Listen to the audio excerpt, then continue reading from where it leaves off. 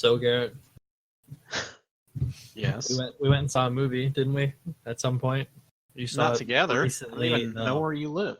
You saw it recently. I saw it not so recently. So we're gonna see how well my memory is on today's episode of the Digital Drive-In Podcast.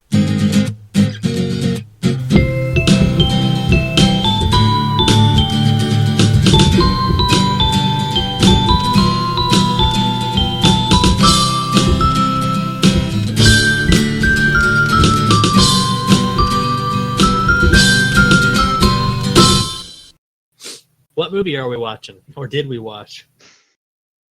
Wow. I watched a lot of movies. Well, which Is there one specifically you wanted to talk about? Yes. Great. Well, catch you later. Big gulps, huh? Our pets' heads are falling off. There's like absolutely no jobs in this town. Yeah, unless you want to work like 40 hours. A day? I fell off the tarmac again. We should do Dumb and Dumber and Dumb and Dumber 2. And Ew. then talk No. about the just how to make a terrible. No, we can do that without having to actually rewatch Dumb and Dumber. What movie did we watch for this week's episode, Garrett? It's still in theaters. Midsommar. Or Midsommar, depending on how you pronounce it. Apparently it is Midsommar. So, yeah. I was listening to the Ari Aster podcast on A24 or whatever. And that's how he pronounced it, so that's how I pronounce it now. Haha. When I asked for my ticket, that's what I said. Midsommar. Because I wanted to be pedantic. Because you didn't want them to give you a ticket for Midsummer's Night Dream. No, because you never know. And you'd shoot yourself in the head, because I hate that play. I would just go into the next theater. You would just cheat and steal your way in. No, I paid for a ticket. Not to that one. Well, what difference does it make? How dare you? You're the kind of guy that would run over a dog. As always, when we do a movie that is still in theaters, massive spoiler warning right off the top.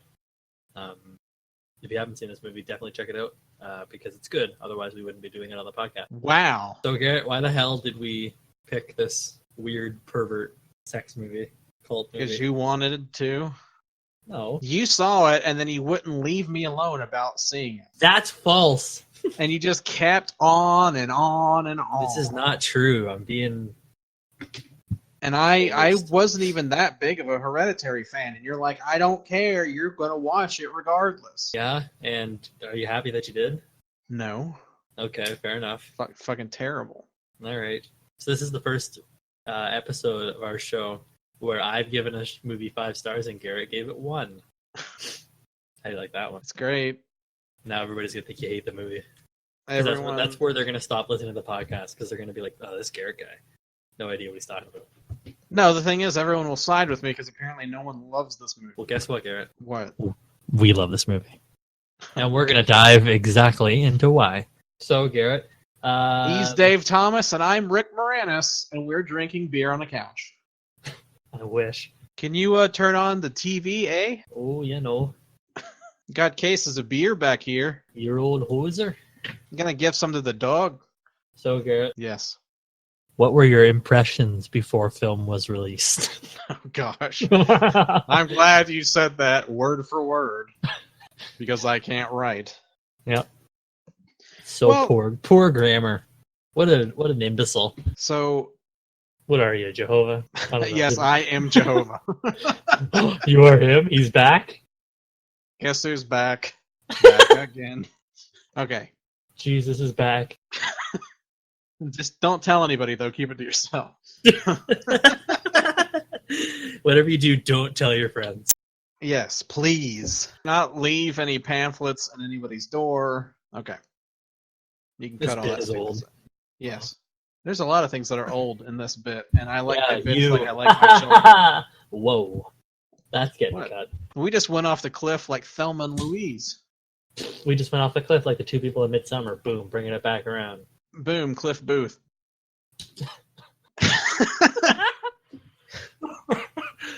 So, Garrett, what were your impressions before film was released? Gosh. That's it. I mean, I am not the biggest horror fan. Okay. There are so many films that are considered like touchstones of like movies that don't necessarily. I mean, I'm not saying like I hate them, but don't necessarily like leave a big impression on me. Because I think most of the fact is because horror films don't scare me, and that seems to be like a big reason why people love to go and see them. Sure. And so it's like a lot of the horror that I do like ends up being like psychological horror or like serial killers or something that would actually happen. And a lot of the like supernatural. I'm not saying I don't like any supernatural stuff because obviously like The Shining and Twin Peaks have supernatural elements, but it's like for the most part, I don't really care much for supernatural stuff. And so it's like with Hereditary, there was a lot of supernatural stuff in that, and I think that took me out of the film, and I didn't enjoy it as much, even though I could appreciate the quality of the filmmaking and the stuff that went into it. It just it never really connected with me, and I kind of like by the end of the movie was kind of let down with where it went.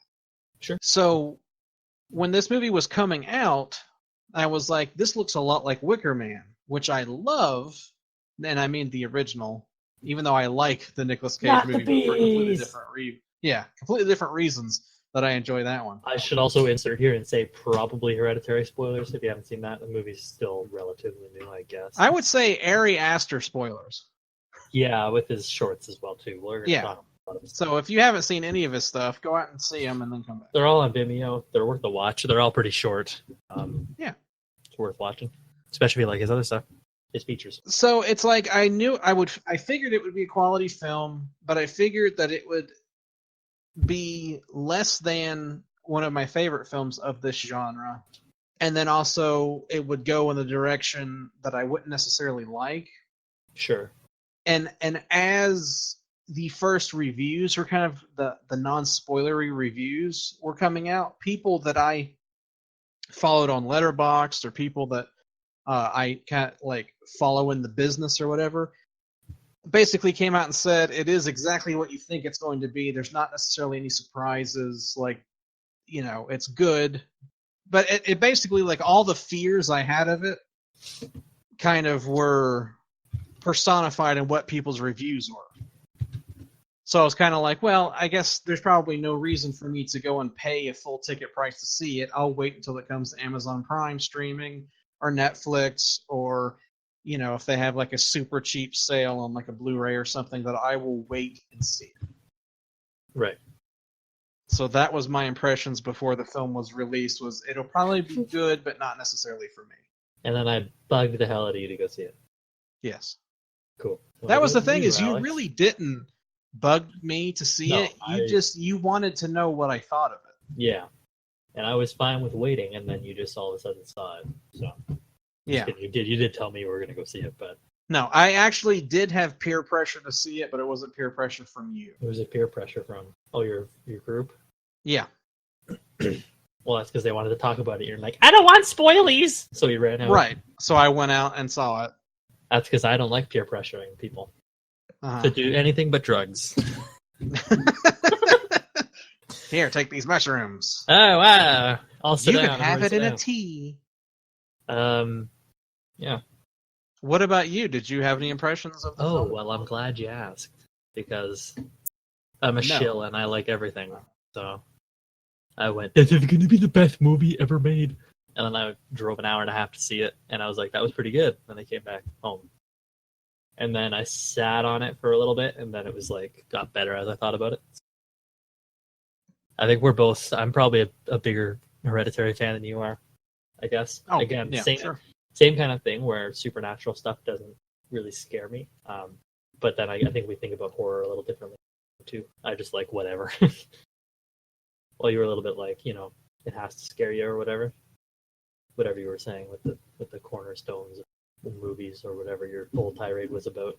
It sounded like you had it prepared. I don't have anything prepared. In case it sounded pretty good. That's what I'm trying to compliment you here. It was a good speaking, and I'm sitting here stuttering like a damn fool. And I personally don't feel like horror movies should scare you. No. I don't think it has to scare you in order to be a good.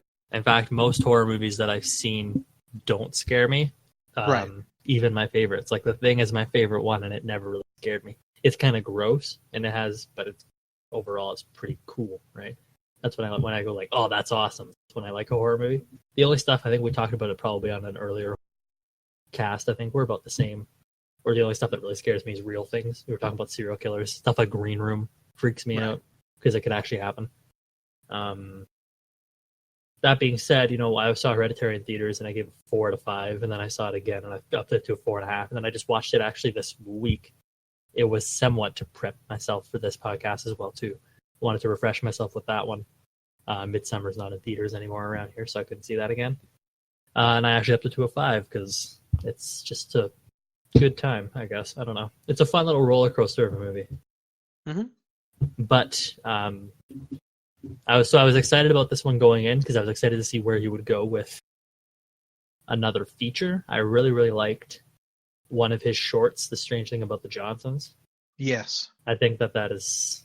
and I don't know why my criteria for shorts versus features are a little different.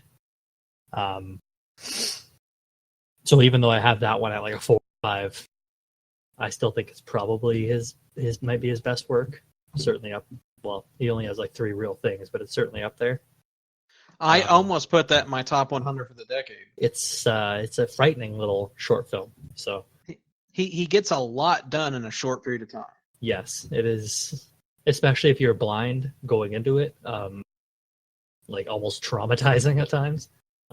It's pretty great. So I had high expectations for this movie. Evidently, that's why, like I said, I drove an hour and a half to go see it, because it's not going to come to my small ass town. But it came to the medium ass town, the side over or whatever, hour and a half away. So I went over there, checked it out, came out, liked it. But now I'm on a podcast. I bugged the hell out of you for 2 months. I didn't. I went, go see the movie when you can. But there's a lot of things I want to dive into, talk about it. I feel like this is the kind of movie that you have to spoil it to talk about the good stuff of it. So we have to kind of get into the nitty gritty to kind of pick apart why I think I liked it so very much. Yeah, I mean, I will say that it is what you think it is. Sure, yeah. And I'm actually glad for that. It doesn't really try to be like twisty or turny or anything, which sometimes I like when movies just kind of do their thing, even if you know what it's gonna end up being. Like you said, there's not really any exactly what it's gonna be, but it executes it so perfectly. Sometimes those are better movies than movies that shock and surprise you, I think. Well, yeah, it's like sometimes when a script is weak, filmmakers will use like non-linear narratives or different tricks, like M. Night Shyamalan, of having twists that makes you like review what you had seen previously. So it's to like try for to enhance it. Right, but it really is a trick. It's a magician spinning something so that you're fooled one time, but once you know what that twist is, you will never be fooled again. Right. So it's like those movies don't necessarily last well. It's like The Village. The Village could have actually been a really cool movie, but the twist ruins it. Yeah. Yes. That's why his early stuff, I think, is so great. Oh, by that I mean like his first 2 movies, because it's kind of like when you watch Sixth Sense or you watch Unbreakable, and then you learn the twist, and then you watch it again, it actually kind of almost adds a little bit more of something. It adds 1 or 2 more layers because now you're picking apart hints throughout. But then, the rest of his career is kind of just the twisting that ruins the movie. Yeah, it's like Signs. It seemed like people wanted there to be a twist so bad that they started coming up with fan theories that made the movie even stupider. Signs is a very, very good movie until the water bit, and then it's stupid. Yeah. And his movies are more like modern Twilight Zone episodes. Sure. Where they're like, oh, okay, that was nice, and then you can move on. And to me, his movies don't necessarily stick with you. It's like I like Split. That's what I was going to say. Split, I think, is the best one, but that's because the twist is so, like, whatever. It's like, oh, it's Unbreakable too. Cool. Yeah. It's like really conceptually, it's really interesting. What you just saw, I guess. Like, the whole idea of a secret sequel is cool. But it's not like you can still watch the movie and enjoy the story. And you could even cut out the bit with Bruce Willis at the end and still have a total and complete narrative. Right. Yeah. But I'm glad it's that like, this movie doesn't have any twists. yeah, I mean, it's still like narratively does things, but it's not like, oh, there's, I mean, there's so it could go like into the Lovecraft area or even the Hereditary area of there's some sort of supernatural entity that's controlling everything. They could have, yeah. And it doesn't do that, and I'm glad that it doesn't do that. They could have had a beast walk out of the woods. Which would have been completely out of place. It would have been out of left field for what the rest of the movie is. Would have been ridiculous, but I don't think that's really what Aster's about, especially watching all stuff. There's not even anything like that in Hereditary. Like there's no, like the demon doesn't appear in Hereditary or anything. Like he appears through the character. That's about it. Yeah, I mean, I think it would be out of left field for him to actually have a full-on monster in his movies. Aster doesn't really seem like the filmmaker to do something like that. Yeah, I mean, you do have some things. I still say Hereditary went too far. Like having the mom like swim through the air in the background. But it's like funny. I laughed at that. It is funny though. But it's like then I couldn't take it serious because it's like the family drama was so well done. Right. But then there's a bunch of naked people standing around smiling. It's almost like it was meant to be ridiculous or funny. Because that's like Midsommar too. He has a lot of dark humor. Yeah. Midsommar's hilarious. Like the strange thing about the Johnsons is kind of funny at times. Yeah, no, it's all of his things have dark humor. Yeah. Even the jump to conclusions guy from Office Space, where his penis starts going inside him. It's hilarious. That's a short film called The Turtle's Head. Yeah. Who's like, Midsommar didn't have that. All right. But what did Midsommar have, Garrett? Really bitchin' cinematography. Yes. Do you have any shots specifically that are your favorite? Yeah, well, the one you're thinking of, probably, when they go into the town and it rotates. Mm-hmm. When they're following the car and then it flips around and the car is upside down. It was very Benson and Moorhead. It symbolized that her world was turning upside down. Sure. I don't know. I mean, have you ever seen The Endless or Resolution? No. Oh, okay. You need to see those. Those are really good. I mean, Hereditary does a reverse shot like that. Yeah. Where it starts with her upside down as she walks by, and then it flips to right side up, which symbolizes that she's figured it out. Some of the shots of them driving did kind of remind me of The Shining. Sure. I mean, you could definitely see all the influence throughout his movie. I like the fact that all of the camera movements throughout the village kind of feel floaty. Right. Or like they're kind of like whimsical almost. It's kind of like we're just like peering into this kind of village. I feel like a lot of the cinematography really takes I don't want to say voyeuristic because it kind of isn't, but at the same time it's like we are this kind of traveling around tourist, I guess, in the town. Like we're watching everything and observing this new culture and all. It just feels very whimsical. I agree. I very much agree. One of the things that I didn't necessarily think of, but Jim from Canada mentioned in his Bone Tomahawk Red Letter Media review, was about like the framing that Zoller uses with the characters. How like every character is actually in frame, but none of them are necessarily like overlapping. Sure. It's like you can clearly see the characters. I noticed multiple times where Ari really used the full potential of the frame to have his character spread out a little bit. Yeah. Like the lovely shots of like the table. Yeah. And then them dancing in the circles. Mm-hmm. I thought all of that looked really, really nice. There's a lot of, I mean, that's one of the things too. He uses daylight a lot. I mean, there are some night shots, but like everything's in broad daylight. Yeah, broad daylight. Yeah, there's a lot of green. There's a lot of like flowers. Bright blue. Yeah, it's like bright blue, bright yellow. It's almost like an Easter. Yeah. Kind of color palette. What is that called? Pastels almost. Yes, yeah, it has a very pastel, but not pinks and not so ridiculous that it's like no. It's very unique, I think, for a horror to take that kind of full blown color scheme like that. I 100% agree, and it's like I love that he uses that for the genre. because a lot of the first part of the film feels really claustrophobic. Yes.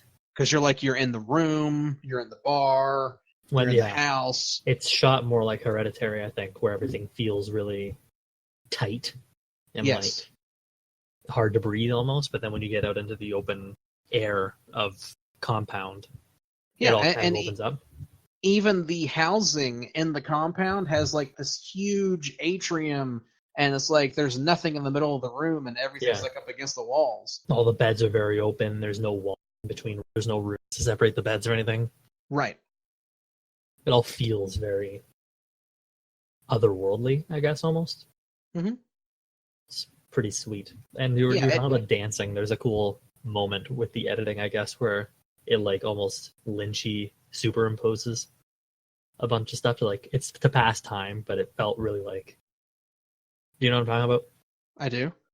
When they're dancing around in circles and it like superimposes, I think, her face on the screen while there's like dancing going on as well, and then it cuts so and then there's like 3 of them left kind of thing. I'm trying to pick this apart from memory. You gotta help me. It's been like 2 months, Garrett.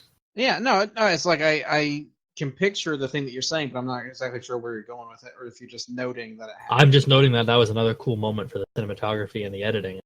Yes. I got a little bit of a Lynch from it, but I don't know about you. Yeah, no, I definitely can see what the it was also like the ending of The Favorite had that superimposing with the rabbits on the screen kind of thing. There's a lot of angular shots in this where it's like the buildings are centered and the angles are very pronounced. Those shots almost feel like a dark Wes Anderson. Yeah, and I think they even mentioned that in one of the podcasts. Oh yeah, Funhouse one. It was either Funhouse or the Red Letter Media guys. One or the other said that. Probably. That's why it was probably in my subconscious, and I just didn't. There's elements of Jodorowsky in the direction as well, which I don't know if you've actually seen any of his movies. Not really. I get a little bit, even though I've only seen Persona. You go ahead. No, that's Bergman. Yeah, I know. I was going to move on, but you go finish your... Sorry? Your thing. No, I cut you off like a madman. Yeah, it's... Jodorowsky is like way more with religious symbolism, so this is a little more subtle and subdued, even though it's still in your face. Right. It doesn't go like over the top like his does, but there's like these elements that reminded me, especially some of the tracking shots and some of the like following the characters and like the centralization of the character in frame. Nolan uses that in his posters, so it's a very vivid way of depicting a character. Sure. There was Powell and Pressburger. They did the Red Shoes and Peeping Tom. Okay. There was some of that as well. I know as soon as I say it, it's going to be wrong. Is it Black Narcissus or something like that? I don't know. It's another Powell and Pressburger film, but it was about a group of nuns that's like really high up on a ledge, and so it uses a lot of like perspective shots. It's in the Criterion Collection. Anyway, some of that reminded me of the way that it's filmed as well, even though the lighting in that film is like way more pronounced, but there's like a lot of really interesting shots. And that was in the 40s. So you had that right, Black Narcissus. Okay, yeah, so it's coming up like 80 years old. That's 1947. Yeah. So it is. It's 82 years old. My math right on that? No, can't be because we're not in the 20s yet. 72 years old. 72 is right. Yeah, so it's like I like the fact that it's like I'm not saying like this is a bad thing, but like, you know, Tarantino takes from like exploitation films of like the 70s and 80s, maybe some 60s. But it's like other than maybe like Scorsese, you're not necessarily getting a lot of like up and coming directors that are necessarily referencing like Criterion level or European classics. Right. You know, like here's a shot from Fellini. What do you think about that? It's like most people that go are going to like, you know, completely miss or not picture what's going on. But it's like it's neat that there are people that are adding that to the visual vernacular of American films. Yeah. I think similarly, Robert Eggers, I think, is trying to emulate that as well too, Sure. with the lighthouse coming up and with the witch as well. I A few would years like to back. see the lighthouse. If it I would ever love comes. to see the lighthouse, and it's definitely not coming to where I am. What else about the movie kind of impressed you? The soundtrack. Okay. What about? I started listening to some of it on just YouTube because it just has the sound. Like I remember it from the film, but like to give myself a refresher. And it has the like out of time feel because it feels kind of like dark folk music. Sure. There's like a lot of strings and there are some like songs and chants, but it kind of, as you were kind of like saying about maybe like some parts of it are uplifting and some parts of it are like darkly comedic. I think the soundtrack also follows that Sure. and has some like really light parts that are like, I mean, Mandy had this too, where the guy was like a folk singer, and he was also like a killer pedophile or whatever. Yeah. So it's interesting having that mix kind of gives it depth because there's a lot of stuff going on. Sure. Jeremiah saying, I'm special too. look at my peen. Bring me that girl. I wanna. But it was the guy that did the soundtrack is the guy that I had not heard of before, but apparently he's like a British musician Okay. and he's done soundtracks for a couple of movies before, but I think it's cool when they like bring out someone that I just haven't heard of. I can Sure. start checking into their stuff. I don't remember much from the soundtrack, unfortunately. Yeah, definitely It's check been it a out. long I mean, since I've heard it, but I do remember kind of like the dark folk, and especially during like the dancing sequence and stuff, kind of having. I like folk, so having that kind of like upbeat, I guess, motion to it, but also still remaining kind of dark. yeah, it's like we were talking about Signs earlier. James Newton Howard, which I actually like a lot of his work because he worked with what's the guy's name that does the Dark Knight soundtrack? Hans Zimmer. He like was Right. a secondary conductor for Hans Zimmer. Has a lot of like those like strings that kind of remind you almost Hitchcockian type Sure. movies. It's kind of like more of that classic like Perry Mason kind of stuff. Mhm. So it reminded me a little bit of like Signs in the way some of the music was, but then it falls back into the gospel folky flower children type stuff as well. So this is an interesting mix. Well, there's a topic I know you really want to talk about. I don't know. I just remembered about it because I No, that's was trying to remember some of the kills, and then that one when like the guy goes in to look at the book or whatever. Yeah, why don't we talk about some details like that of the film? Sure. So again, obviously spoilers, but people get murdered in this movie. I guess we can start off the top with saying like Ari Aster really likes disgusting head trauma in his movies because like Hereditary has the little girl bashing her head on the pole, and then Don't lose your head over it. This has the two old people jumping off a cliff and smashing their head on a rock. I love the first one. It's so gory, dude. People in the audience were gasping, and I actually laughed. I was laughing. I laughed the entire time when I saw it. It's hilarious. In a good way, I mean. Not like a Venom laugh. I'm just laughing at it. Because it was almost so over the top. Like when she bashes her head on it and like her whole head flings and like her face is all caved in and all that. I love the fact on the second one he doesn't cut away. Oh my god, right? It makes any hit significantly more, I think, when it doesn't cut from it. Yeah. When it just shows it, even if it looks like a fake or a wimpy hit, like it just feels so much more like impactful. And then there's the dream sequence where she like sees it up close. Yep. And that's also, I mean, that's the thing. You can't do that with CG. It has to be practical effects. Yeah. Or like when the film just hard cuts to they're wheelbarrowing the bodies and it's just the faces. Yeah. How many people were in your theater when you saw it? I would say probably 15. That's pretty good for 2 months out. Yeah. For me, it was like probably that amount too, but it was me and two of my buddies, same age kind of thing. And then like The rest were all probably 50 plus, 55 plus. So I don't know if they enjoyed it, but 55 probably. But when I say that, I'm just trying to skate around. Like most of the people there were like 77. So I really don't know if they enjoyed the movie or not. They're the kind of people who roll into the theater and like, what's new today? Right. They're probably like, they better not kill us off. But it was like, it was 8. That's my age. God. But it was nasty. Especially when the one guy just jumps off and foot first right into the ground. Mm-hmm. I don't like bones, man. The bone full on snapping. And like and it shows it. And like you said, the hit from far away and they just crush I'm guessing like a daughter or a granddaughter just like crushes his head with a sledgehammer. Right. Nasty. I like the shot where it's like up above the rock and it's like looking down on the guy looking up. Yeah. Or maybe it was the lady looking up, and it has that effect that makes everything look smaller. Yeah. And I can't remember what that's called. It's almost tilt shifted.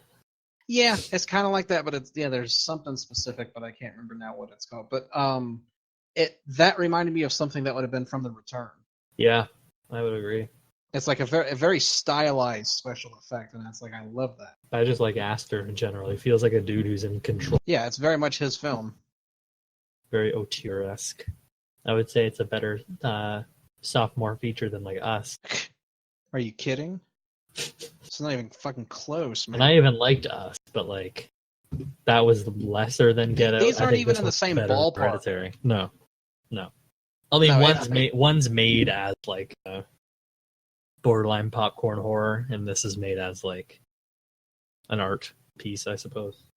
Anyway. Yeah. When people say Peele is a master of horror, I just have to laugh to myself. If that's what they actually see, good for them. So he has only had a couple of movies. I know. You know how people are. Did you like the fact that the mural at the start of the film gave everything away? I did, only because I didn't know what the movie was going to do yet. Even though I did kind of know what the movie was going to do. And I think it was a nice like opening. It felt like when you open a book for the first time and they have like a nice big illustration on like the front cover before it says the title of the film kind of thing. That was a really good way to open it. I don't know about you. Yeah, no, it's the 4 seasons. It's the 4 stages of life. Because they talk about that in the film. The 4 stages of grief. I mean, to me, it's because the beginning of Hereditary spells everything out for you because it starts at the treehouse. Yep. And then goes to the window and then shows you like the miniatures. But anyway, I think he's he's creating his style. It's almost like he just doesn't care if you know the ending. Right, because that's not the important part. Yeah, the important part is the rest of the movie.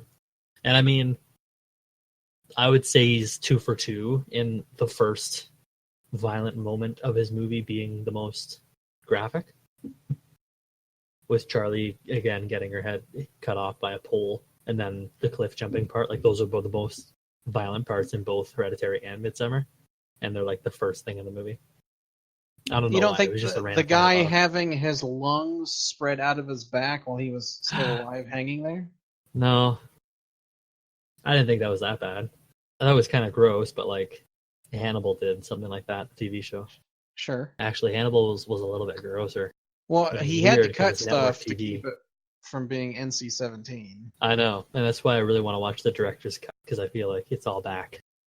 But I don't know for sure. I hope they actually release that in physical form rather than it just coming to theaters. Yeah, because I know it's not going to come here, and I would love to see it. Yeah. But I digress.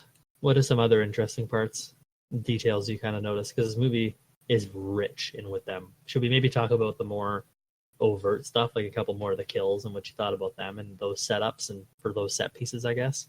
Go for it.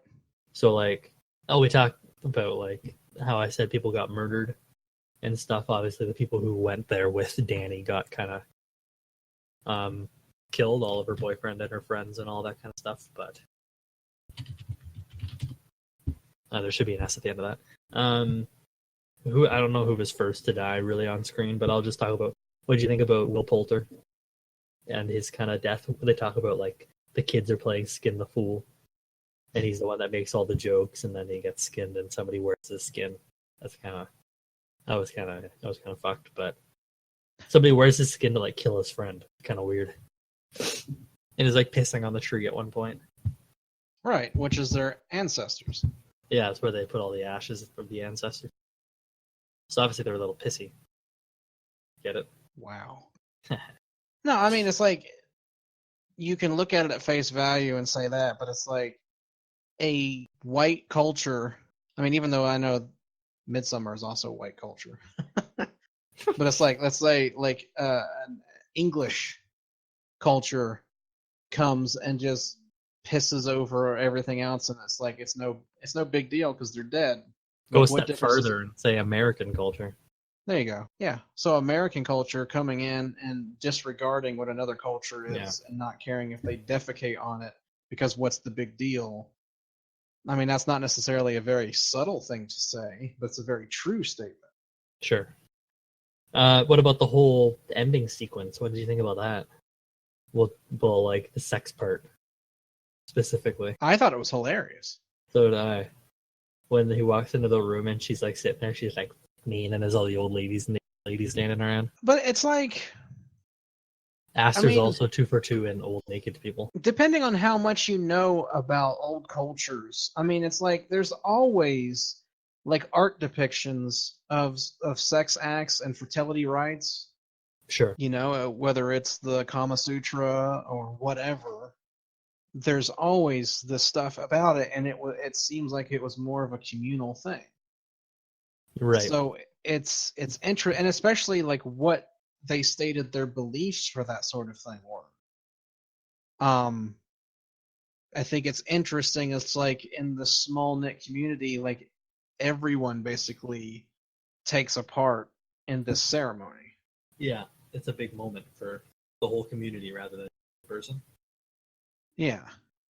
You know, and it's like they have to be approved first. You bring outsiders to mate. Yeah. And I think that all of that is interesting because, like, it is a way of integrating culture and conquering people by doing that. You know, it's sort of like what happened to the Neanderthals.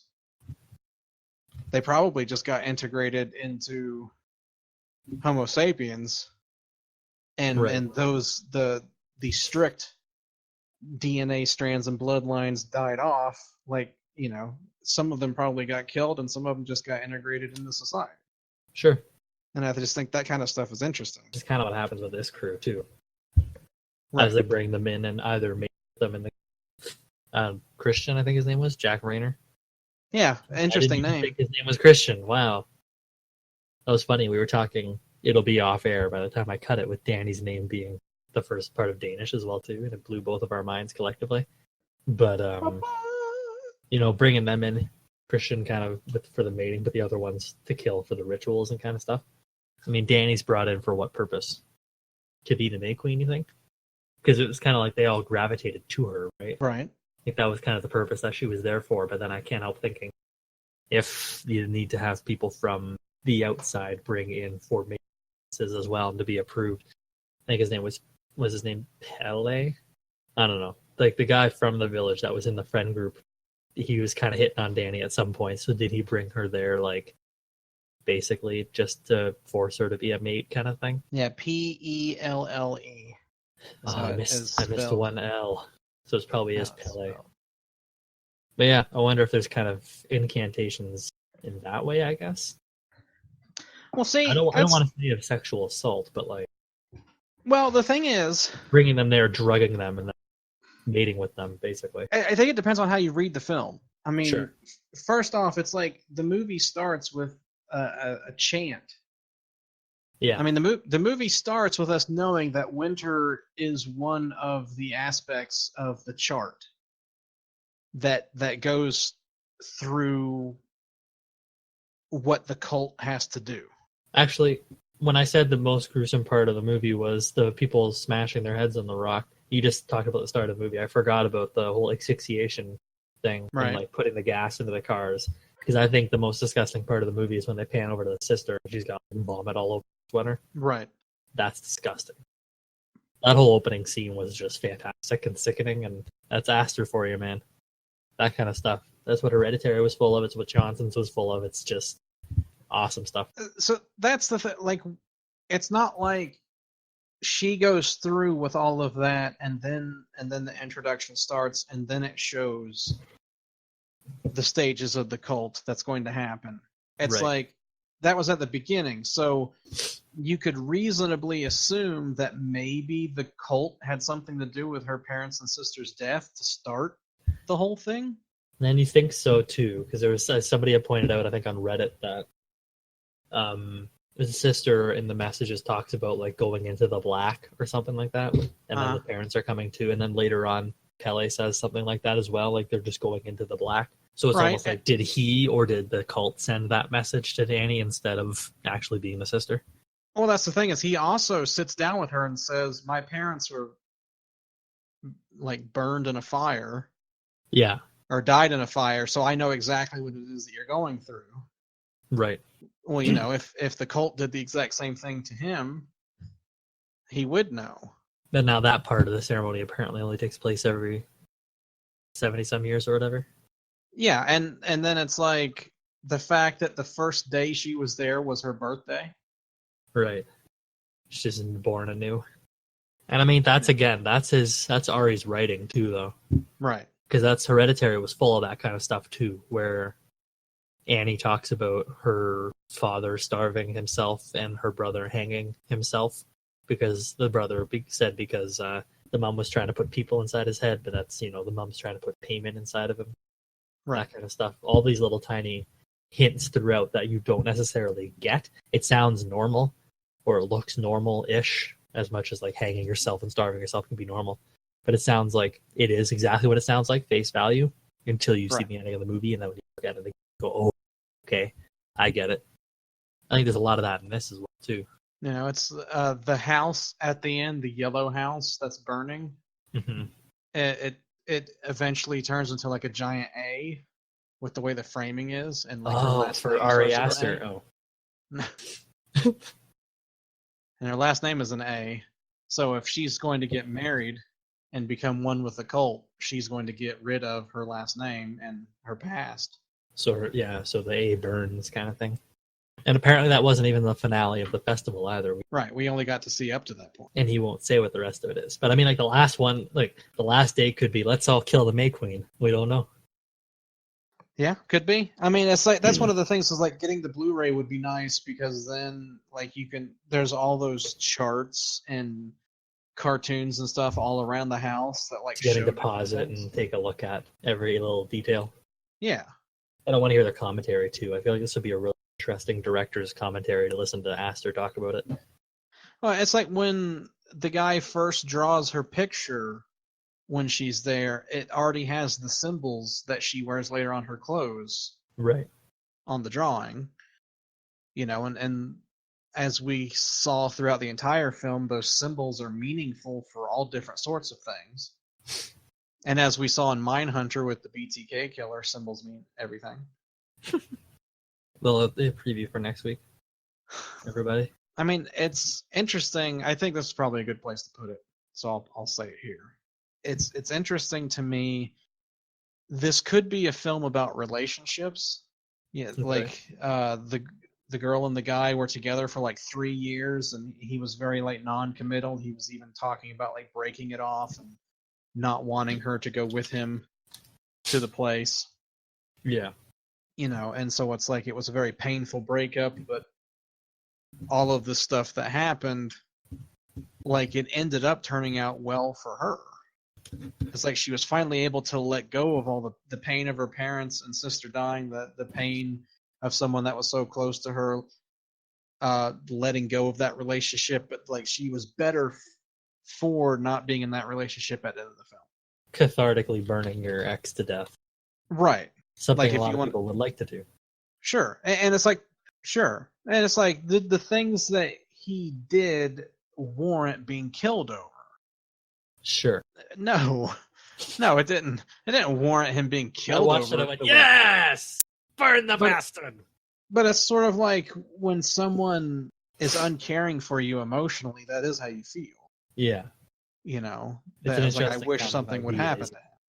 Yeah. Is it justifiable? Right. So it's like that. That's a very human feeling, but it's like that's not the only line of storyline through this. You could take it at face value of just being a cult film. Mm-hmm.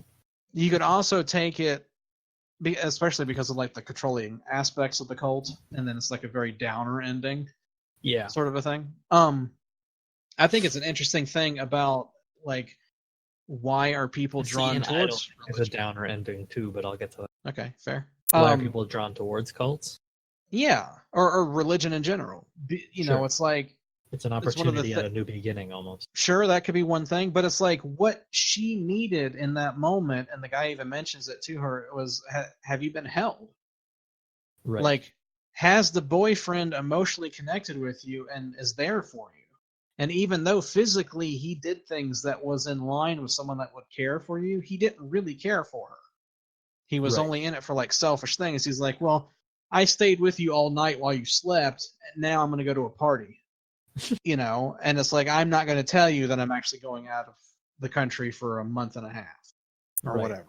And it's just like, you know, he really wasn't there for her. He was there with her, but he wasn't really there for her.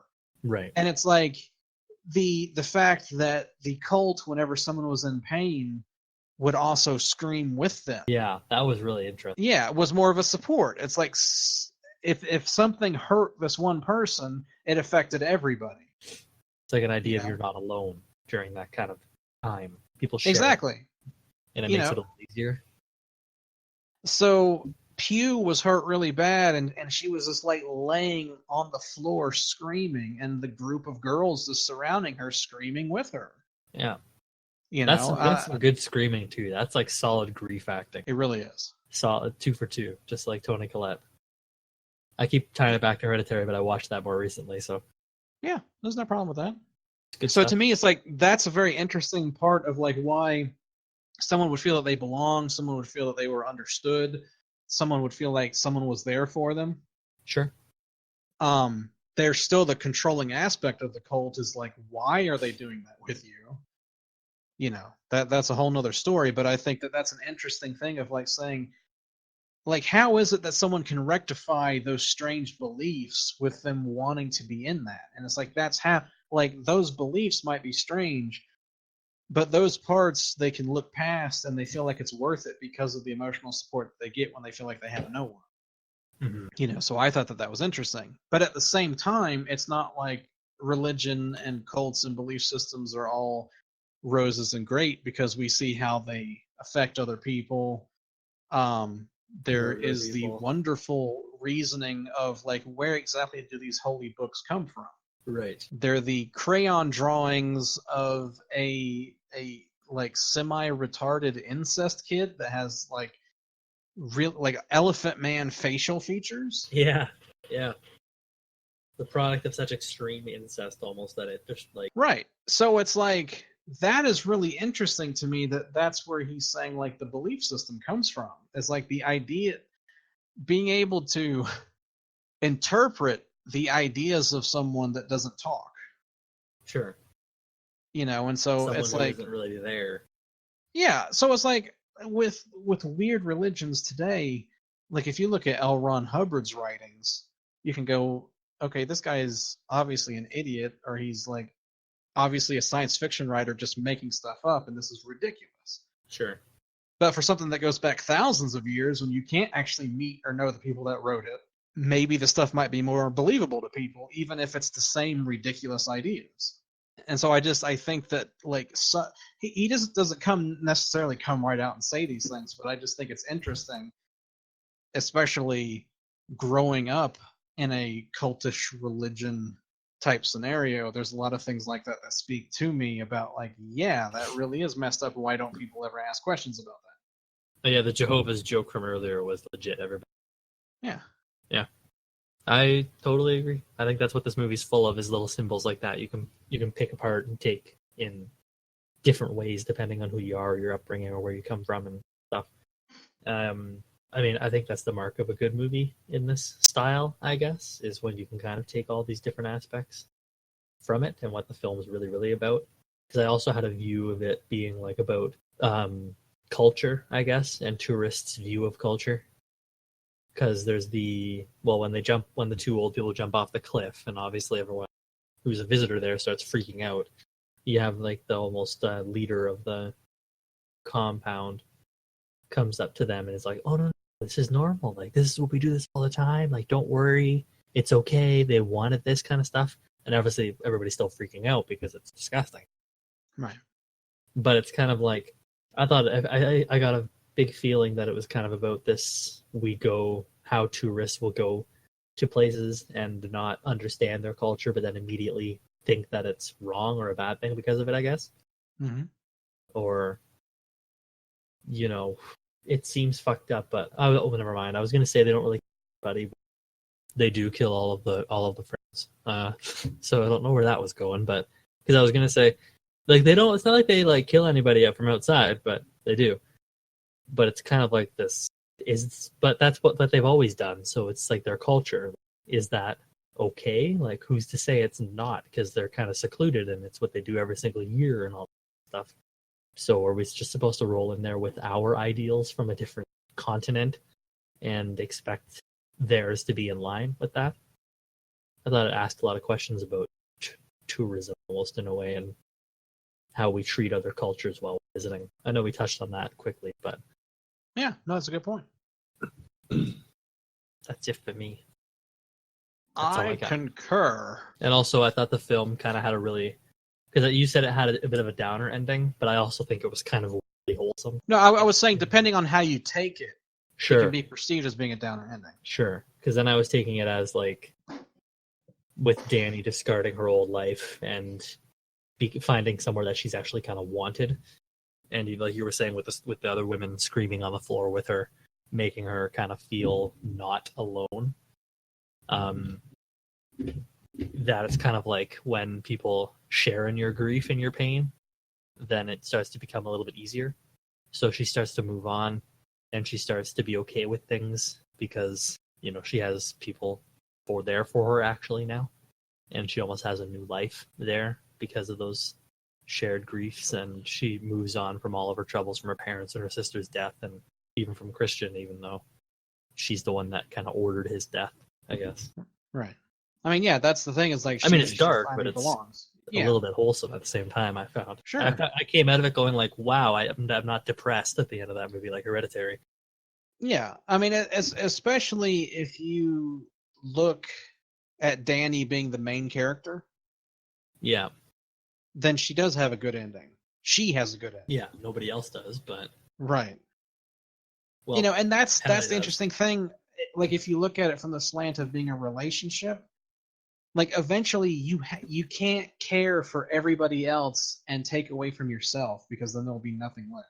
Mm-hmm. You have to care for yourself. And eventually, sometimes it takes bad relationships for us to realize that us never getting what we need is not a good thing. Sure. And so it's like she finally comes to that realization that without these things in her life, she's actually happy and she doesn't feel so constrained. And it's like doing the thing you thought you were supposed to do didn't actually help you at all. And now you are okay. And so it's like the facial expression, she's a really good actress of having, because this could be a really hard sell if you just have like so many emotional things. I mean, it's the same thing with Toni Collette, right?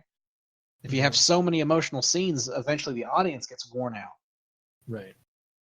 But it's like I never felt like I was worn out by watching what she was going through. And Pugh does a good job at kind of displaying anxieties as well. Yes. When she gets to the place for the first time and drops the shrooms and then walks off by herself, kind of hyperventilating almost. Yeah, the bad trip. Yeah, she does a really good job at kind of expressing those feelings, I think, but just through her facial emotions. It's all internal stuff, like bad trips and anxieties. There's no external things for that. Your arm's not coming off or anything. But she does a good job at kind of selling the internal distress that she's in throughout the whole movie. And then finally at the end, the kind of catharsis that it brings. I know. It's like watching this, I wish that she switched places with Emilia Clarke and played Daenerys. Yeah.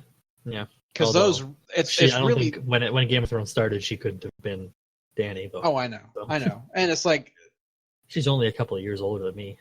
But Amelia Clark also can't help what the scriptwriters put into or how they direct the scene. We both like Game of Thrones season 8 too. Well, I'm just saying that like Game of Thrones season 8 is not directed by Ari Aster either. That would be cool. He should do his own TV show. Like if he had like a little 8-episode thing, like a True Detective on Amazon Prime. Yeah. Just like a Too Old to Die Young, and just whatever it is he wants to do. I mean, they're kind of the hub for creators now, I think. They have a way better original library than what Netflix does. I would love to see him do a long-form movie. Absolutely. I would like to see literally anything he does. I mean, apparently next he says he wants to do a musical, which is kind of interesting. La La Land. He doesn't want to do horror, man. He said. But at the same time, you know what? He categorizes the strange thing about the Johnsons comedy drama. So if that's a comedy drama, then I think we're okay him not doing an outright horror, because I think it's still going to be just as fucked as everything else. Can you imagine a dark musical, like Midsommar, Hereditary musical? It would be like glorious. Rocky Horror Picture Show? It'd be glorious. Just Repo, the genetic opera? But not like, I don't even think, he won't even do it funny. What if he does like a dark musical? See, I want him to do a John Waters relationship movie. Yeah. And I want Divine to get cha-cha boots. Anyway, I of the 3 people that have seen Female Trouble.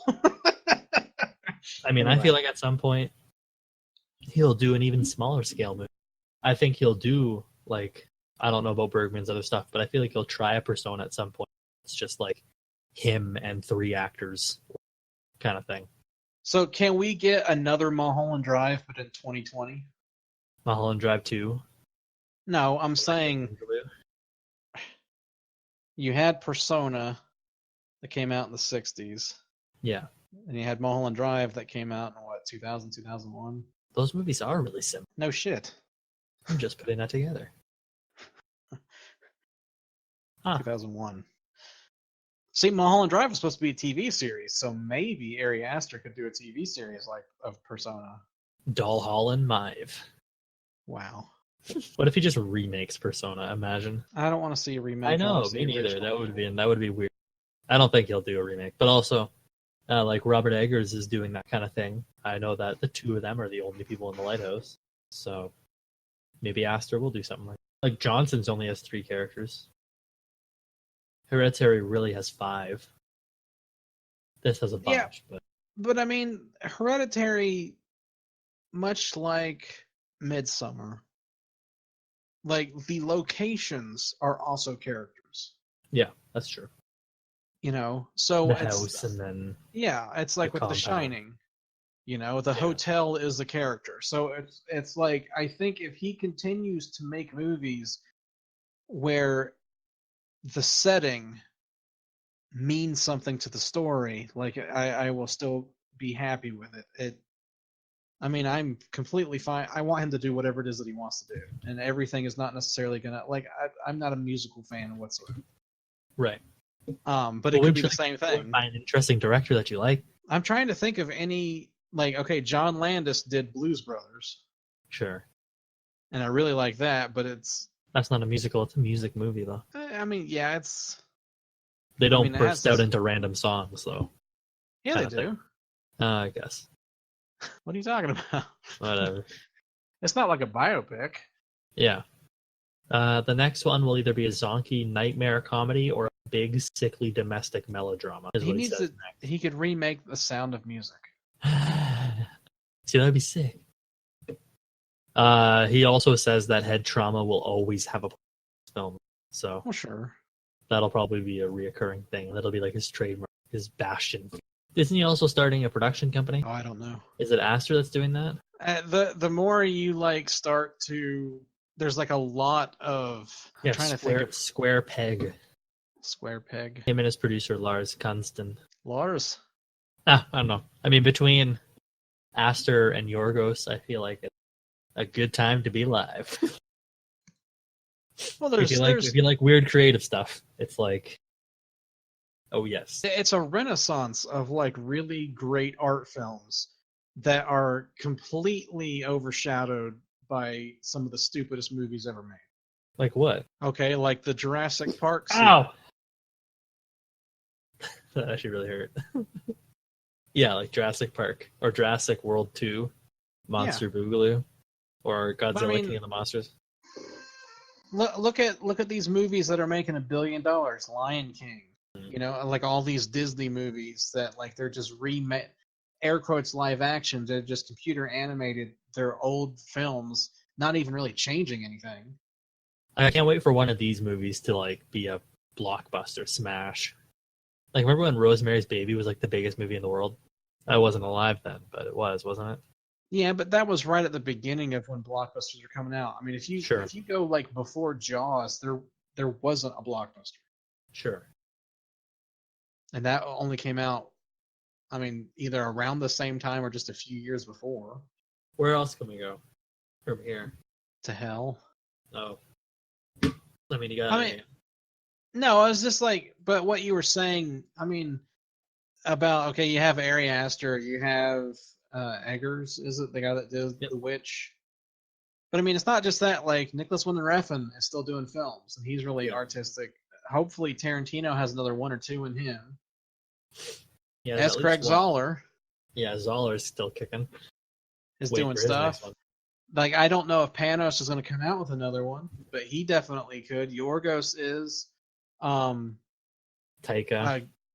Yeah, Gaspar Noé. Yeah. Boots Riley, if he could pump out another one like Sorry to Bother You, like that'd be sweet. Fantastic. Yeah. Quran is still, I mean, you know, Roma just came out. Spike Lee. I know. That was a joke. Right. I mean, but it's like GDT, you know, still kicking. What's going to be the next Damien Chazelle film? Yeah, that too. I don't know. Then what about your Suspiria Call Me By Your Name guy? Yeah. Yeah. I mean, he's a little bit older. Luca Guadagnino.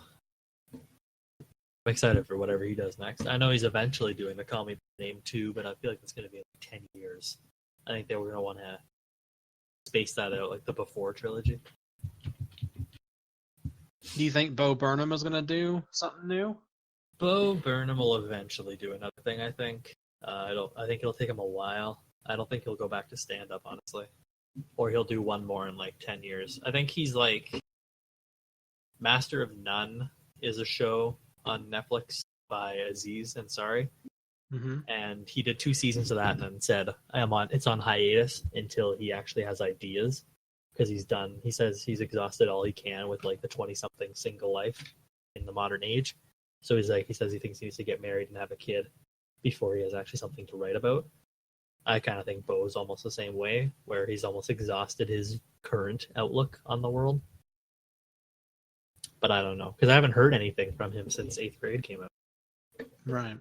Luca Guadagnino, by the way, is Blood on the Tracks, which is a feature film based on Bob Dylan's 1975 album, Blood on the Tracks. Gotcha. Which I don't know what that's going to be. It's not a musical. It just looks like it's based on the story of that album. So, I would like for Alex Garland to come out with something else. I would love for Alex Garland to do another movie. I loved, Ex Machina is one of my favorite films of the decade, but also Annihilation was good. And then he wrote Dread. Apparently, he's doing a TV series right now. Apparently, he's still attached to Halo as a writer. Devs, a computer engineer, investigates the secretive development division, which she believes is behind the disappearance of her boyfriend. 8 episodes. Looks like he's labeled as the creator and writer of it. I don't know if that means he's just going to direct the whole thing. It'll be like one of those miniseries or something, but it comes up next year. I have a fear he's going to turn into the District 8 director. You think so? Where he just does the same thing every time. It's District 9, by the way. What is District 8? I don't know. Is that a Korean film? Bo Burnham has nothing labeled as director right now. Oh, District 8's from the Hunger Games. All right. He's currently writing a screenplay for another director, Bo. I need Saulnier to come out with something new. Yes, I need him to come out with something that is, well, I still wash the taste out of Hold the Dark. I kind of liked Hold the Dark, but I think it was bad source material led to not a good. But Well, the problem is coming after Green Room, it was a huge disappointment. Yeah, coming after one of my top 10 movies of the decade. And it's not like it came out the next year. It was like 3 years later. I know. He got shafted with True Detective, too. So, because he wanted to do something interesting with it, so they kicked him off. Anyway. Because imagine if he did, you didn't even watch season 3 of that, but if he did the whole I haven't thing, watched season 2 of it. I know. If he did the whole thing, it would. Because like Blue Ruin is good too. He's a good director. I need Park Chan-wook to come out with something new. I'm interested to see Parasite. Not that guy, but I'm interested to see Parasite. That's Jun Ho Bong.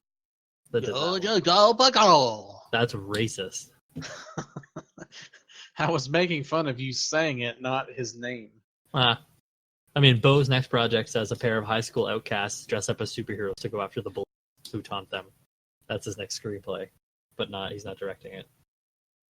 I can't wait to see something new from Makoto Shinkai. I don't know who that is.